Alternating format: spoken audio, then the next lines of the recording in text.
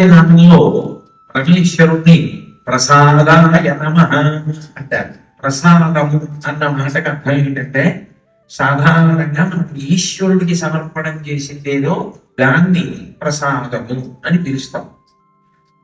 భగవంతుడి విషయంలో ఉండే గొప్ప విశేషం ఏంటంటే, కలశతో నీళ్ళు పెట్టుకొస్తాం. ఆయనకి అభిషేకము, పాద్యము, అర్ఘ్యము, ఆచమనీయము ఇచ్చిన తరువాత మిగిలిన శేషం తీర్థమే. అదే తీర్థంగా ఉంచుకుంటాం. ఆయన పాదాల మీద పువ్వు వేస్తాం. ఆ పువ్వు తీసిస్తే కళ్ళకద్దుకుని తల మీద పెట్టుకుంటాం. ఈశ్వర నిర్మాల్యమైపోతుంది. లోపలికి తీసుకెళ్లి నైవేద్యం పెట్టే వరకు అది పండు, కాయలు, పులిహారో, చక్కెర పొంగం. నైవేద్యం పెడితే ప్రసాదం అయిపోతుంది. భగవంతుడి దగ్గరికి వచ్చి కూడా బయటికి వెళ్ళేటప్పుడు ఏమీ కాకుండా మిగిలిపోయేవాడు ఎవరంటే మనిషి ఒక్కడే. ఏ మార్పు పొందకుండా విడిపోతే అంత అన్యాయమైన విషయం పుట్టేది. మిగిలినవన్నీ మారిపోతున్నాయి ఈశ్వర పుణ్యం. మనం కూడా కొద్దిగానైనా మారాలి. అది నిజమైన పుష్యలక్ష్యం. అందుకు భోగి.